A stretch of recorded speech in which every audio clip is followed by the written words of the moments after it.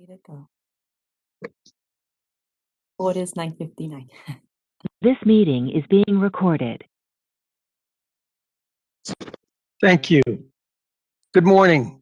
My name is Michael Savoy, and today I'm serving as the chair of the accounting of the California Board of Accountancy Enforcement Program Oversight Committee. I'd like to call this meeting to order. I would like to note that CBA members who may view any committee meeting they do not sit on, but only as an observer, and will remain as an attendee until their scheduled committee meeting, at which time they'll be moved to the panelist participation. At this time, I will turn the meeting over to Mrs. Reed to take roll call and establish a quorum. When Ms. Reed calls your name, unmute your mic, state your name, and please remember to mute your microphone once you have stated your name. Carrie Ann Farrell Hines, Here. Dan Jacobson, Present. Dee Dee Owens, Here. Katrina Salazar, Present. and Michael Savoy. Present. And we have a quorum. Thank you. I would like to thank the CBA staff and the Solid team for their assistance in facilitating this virtual meeting. The CBA's mission is to protect consumers by ensuring only qualified licensees practicing in public accounting in accordance with established professional standards. This mission is derived from the statutory requirement that protection of the public shall be the highest priority for the California Board of Accountancy in exercising its licensing, regulatory, and disciplinary action functions. Whenever the protection of the public is inconsistent with other interests sought to be promoted, the protection of the public shall be paramount. Before we convene, please be advised that the meeting is being conducted consistent with provisions of Governor Gavin Newsom's Executive Order N-0821. Members of the public interested in participating in the meeting must join the WebEx meeting.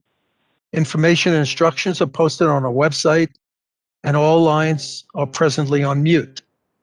As I facilitate this meeting to allow for proceeding in an orderly manner, lines will remain on mute until I direct staff to open them for public comments. I will announce when we are accepting public comments on the various issues, and staff will then open the lines as appropriate. 5 minutes will be allocated to each individual providing comments. I would also like to remind committee members and others speaking during the meeting to please use the raise the hand feature if you wish to make a motion, ask a question, or make a comment. This approach is necessary to facilitate the meeting and ensure that the committee has the opportunity to complete its necessary business. I appreciate everyone's understanding. At this time, we'll move to agenda item 1, which is public comment for items not on the September meeting agenda. The moderator will provide general instructions and then open it up for the public comment. Please go ahead. Thank you. This is the moderator. Members of the public, the instructions are on the screen for your reference. If you would like to participate in public comments, please follow the instructions. Simply click on the Q&A icon, which is typically located at the bottom right corner of your WebEx screen. And then in the Ask field that pops up, typically at the right side of your screen, type "I would like to make a public comment," and make sure it is geared towards all panelists, and just click send. And when prompted, click the unmute me button.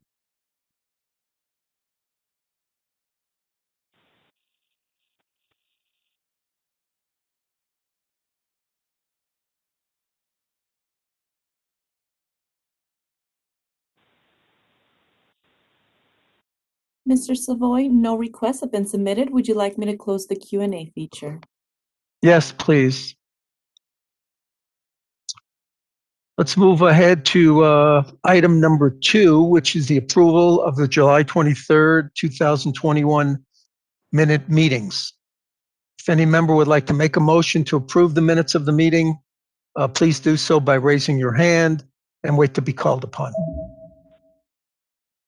Mr. Jacobson, I so move. do I have a second? Miss Dee Dee Owens. Yes, I second. Thank you. We have a first, we have a second. Are there any other member comments on the minutes?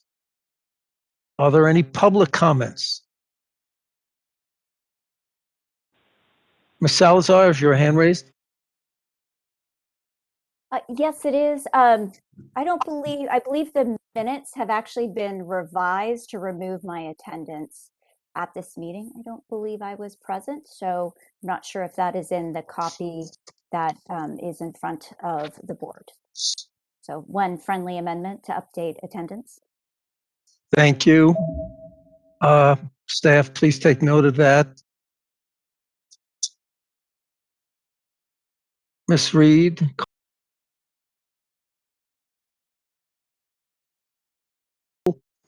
to amend Business and Professions Code, Section 5070.1, to update the language related to the denial of a retired status license application.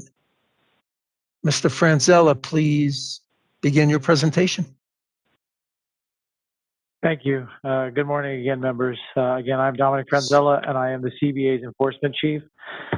This agenda item is brought before the board so that it has an opportunity to discuss a potential statutory amendment to Business and Professions Code Section 5070.1 regarding the retired status license approval denial process, specifically related to individuals who have a permanent restricted practice order stemming from a prior disciplinary action imposed by the CBA. So the CBA is being asked to approve the proposed amendment to BPC Section 5070.1, which members can identify and find in the attachment to this item, to allow an individual with a permanent restricted practice order to be approved for a retired status license and direct staff to submit the language to the legislature. Members discussed this topic at the May meeting earlier this year, at which time they directed staff to work with council to explore necessary statutory changes, regulatory changes, or both to put this policy in place.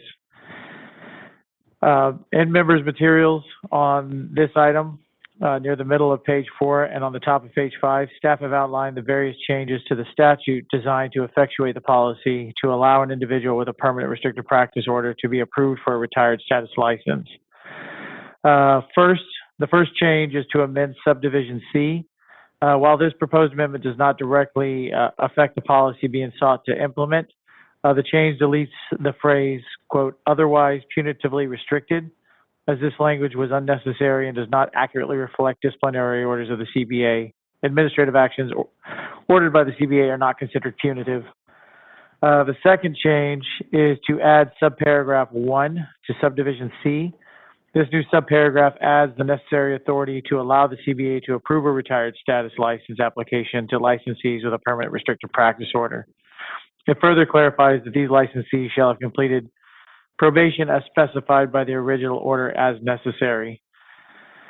The second addition is a new subparagraph 2 to subdivision C.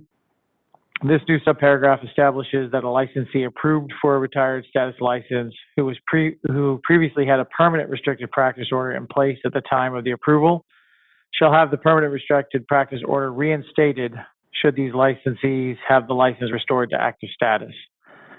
Further, it clarifies that the permanent restricted order shall remain in place until such time as the CBA approves a modification or termination of the restricted practice orders, and licensees would need to seek such modification or termination via the standard petition process.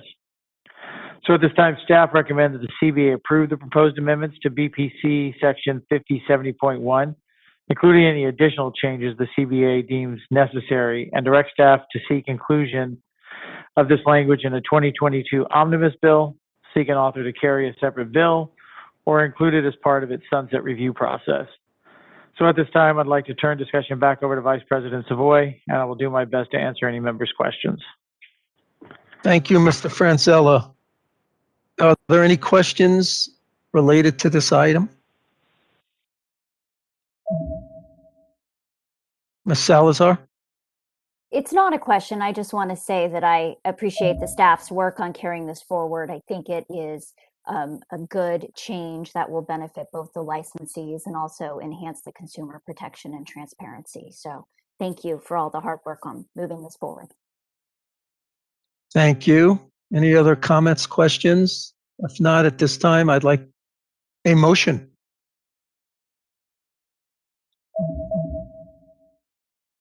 Ms. D.D. Owens? Yes, I move to adopt the staff recommendations as proposed. Thank you. Ms. Salazar? I'd like to second that motion. Thank you. Is there any other comments from the members? Are there any public comments This is the at this moderator. time? Yes. I apologize for interrupting there. This is the moderator. I've opened up the Q&A. Members of the public, the instructions are on the screen if you would like to participate. Click on that Q&A icon, typically located at the bottom right corner of your WebEx screen. Type, I would like to make a public comment, and send it to all panelists.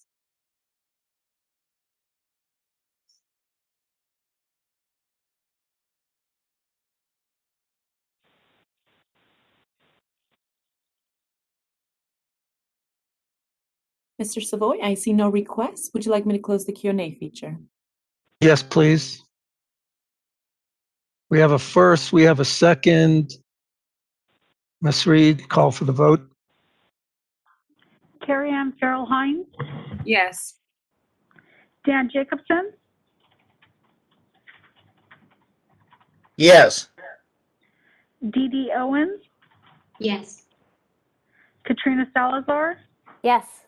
and Michael Savoy. Yes, The motion carries.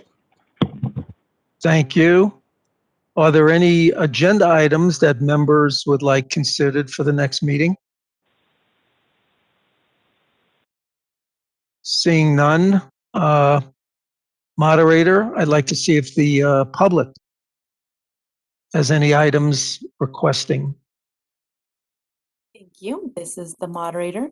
Members of the public, the instructions are on the screen for your reference. If you would like to participate, click on that Q&A icon, typically located at the bottom of your WebEx screen. Type, I would like to make a public comment, and send it to all panelists.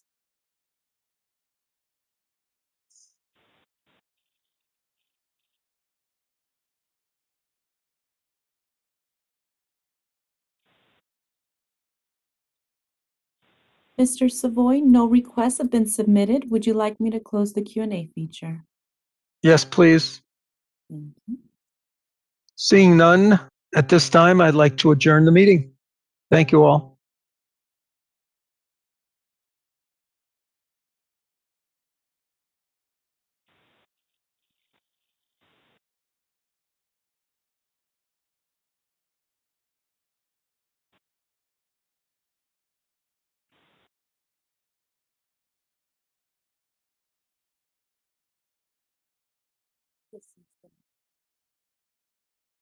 Start at around